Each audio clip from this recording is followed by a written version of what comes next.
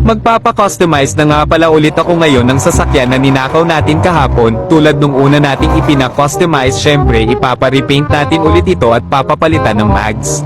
Hindi nga lang rin pala pagpapa-customize ang gagawin dito dahil napansin ko sa accelerator ng GTR na ito ay parang may diferensya. Kung matatandaan nyo kahapon ay ipina-check itong GTR na ito, yun pala dahil may diferensya. Nagpakahirap pa naman akong nakawin itong GTR na ito kahapon pero sa huli ay mapapagastos lang pala ako.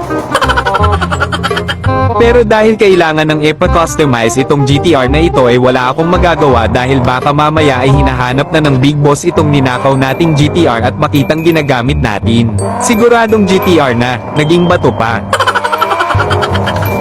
Sana nga ay maging maganda ang kalalabasan ng pagpapa-customize natin ngayon. Nung isang araw kasi ay hindi ko nagustuhan yung ginawa sa Mustang na ipina-customize ko.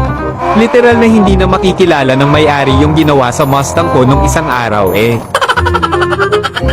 Kaya nga ngayon ay sa isang customize shop ako magpapa-customize at baka mas magaling mag-customize yung mga tao doon. Haharurot na sana ako dito pero may checkpoint pala. Ang ganda ng pwesto nila, literal na mabubulaga ka na lang pagliko mo. Sir, checkpoint muna tayo, sir. Baba na lang, tsaka pakipatay ng makina, sir. Ayos na, Chip. Napatay ko na, Chip. Sa'yo ba tong GTR? Matagal na ba to sa'yo, sir?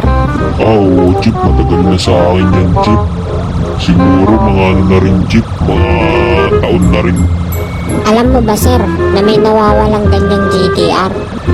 Siguro kahapon lang, sir. Nireport sa amin kaya kami ngayon nag-checkpoint. Ganun ba, Chip? Hindi ko lang alam, Chip. Pwede makita yung rehistro nito, sir. Bata yung lisensya mo, sir. Merong lisensya, Chip. Kaso may problema, Chip eh. Bakit, sir? Anong problema? Ano, sir? Naiwan ko kasi sa bahay yung rehistro nito, sir. Kaya wala akong may papakita sa ngayon, Chip. Ganun ba, sir? Sige, sir. Lisensya na lang, sir. Sige, Chip. Ito lisensya ko, Chip. Kamusta, Chip? Pwede ko na bang makuha, Chip? May hinahabol kasi akong oras, Chip. Oo, sir. Pwede na, sir. Wala nang anomalya sa mo, sir. Sa lisensya mo, sir. Kaso yung lang talaga, sir. Rehistro lang. Pasensya na talaga, Chip. Wala akong may bibigay. Naiwan ko talaga sa bahay, Chip. Paano ba gagawin natin nito? Sige. Siguro pwede na. Wala namang anomalya sa mo. Binigay mong lisensya. Yun, salamat, Chip. Sige, sir. Makakalis ka na, sir. Ingat na lang sa pagmamaneho, sir. Sige, Chip. Maraming salamat, Chip. Dito na ako, Chip. Nagulat ako bigla dahil may checkpoint pala dito. Nireport na pala yung ninakaw nating GTR. Buti na lang talaga at wala silang full information. Kaya naman kailangan na talaga nating may pa-customize kaagad itong GTR bago pa tayo pagdudahan ng mga pulis. Nandito na nga pala tayo sa customized shop kaya naman hindi na natin papatagalin pa at kontratahin na kaagad natin yung repairman. Sana lang talaga ay magaling yung repairman dito at hindi katulad nung repair doon sa kabilang customized shop. Boss, baka pwede magpa-customize ng GTR, boss. Papa-customize mo yung GTR mo? Oo, boss. Papapalitan ko sana ng mags. Tapos boss? Papa-repaint ko, boss. Kahit hindi napalitan ng boss, ng body kit. Ipapa-customize mo GTR mo? Mas maganda pa nga yung GTR mo sa GTR ko eh. Di, boss. Hobby ko lang talaga mag-customize na magpa-customize ng mga kotse, boss.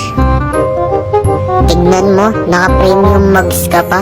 Naka-tinted pa yung window mo. Tas color black pa, tas ipapa-repaint mo lang yan, boss. Kasi pag sinabing customize, boss, lahat yan, boss, papalitan. Oo, boss. Lahat yung boss, papapalitan ko, boss. Papa-repaint, papapalitan ko ng mags, boss. Kahit hindi nalagyan ng body kit yan, boss. O siya, ikaw ang bahala, boss. Basic money naman ako nito. Bakit, boss? Magkano ba aabutin kung sakali? Paikot na lang muna ako saglit, boss. Para makita ako. Ikot mo muna. Kung gusto mo, boss, magpapa-customize ka na rin naman. Gusto mo, swap na lang tayo. Etong GTR ko sa GTR mo. Hindi, boss. Customize lang talaga boss, customize lang. Di boss, kung swap yung mangyayari, mag-add ako. Kasi alam ko namang lugi ka kung mag-swap tayo, di ba? Di boss, ipapagawa ko rin kasi yung accelerator netong sa akin. Tsaka ang laki ng difference ng ng GTR mo sa GTR ko boss. Sige boss, ikaw ang bahala boss. Pero nag-o-offer ako sa'yo ng magandang offer. Kung gusto mo boss, siguro magdadagdag ako sa'yo ng 700k. Di na boss. Gusto ko na lang tanungin yung presyo na aabutin boss kung ipapakustomize ko to. Pati yung accelerator boss. Kasama dun sa ipapagawa ko. Siguro boss, aabutin ka niya ng 1,500,000. Boss. Kasama na sa 1,000,000 yung boss yung pagpaparepair ko ng accelerator boss. 1,500,000 boss. Sige boss, pwedeng balikan ko na lang mamaya. Mabilis lang naman siguro yun. Oo boss, mabilis lang to boss. Mabilis lang to, siguro mga 3 hours lang to boss. Sige boss, bali, abot ko na lang yung bayad mamaya pag na-repair na. Dito lang ako sa kabila boss, balikan ko na lang. Sige boss. Ako nang bahala dito boss. Tatawagin ko yung kasama ko para ayusin yung accelerator. Babalikan ko na nga lang pala yung ipina-customize kong GTR at titignan natin kung mas magaling nga ba talagang gumawa yung customized shop dito. Sana lang talaga ay maging maganda ang kalalabasan ng bagong GTR natin, para kung sakaling ma-checkpoint ulit tayo ay hindi na nila tayo pagdududahan.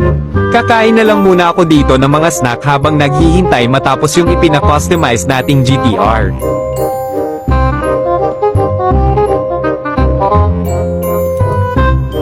$2,000 years later.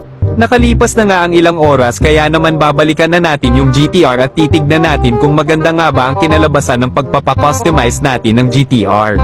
Excited na naman ako sa bagong looks ng GTR natin, nung unang Mustang ngayon naman ay GTR.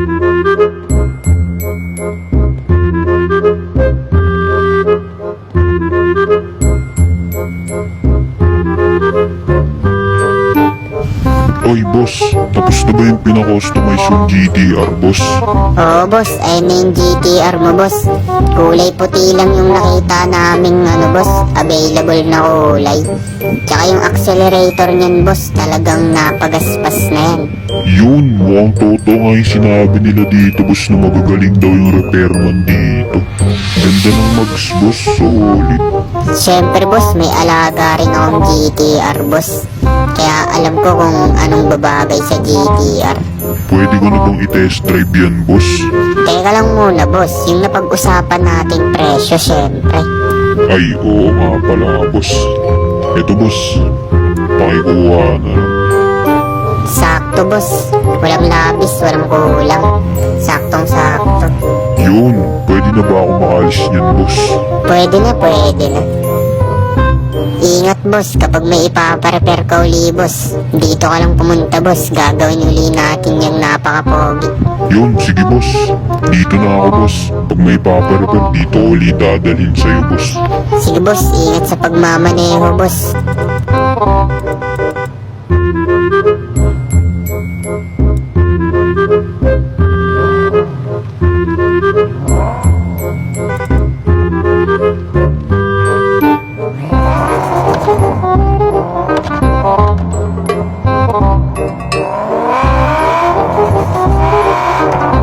Successful na naman yung pagpapakustomize natin ng sasakyan, kaya naman sa 2 araw ng pagnanakaw natin sa mansyon ay 2 na rin yung sasakyan na meron tayo, kaya naman kapag nagkataon ay magpapagawa tayo ng peking mga papeles para sa Mustang at GTR natin.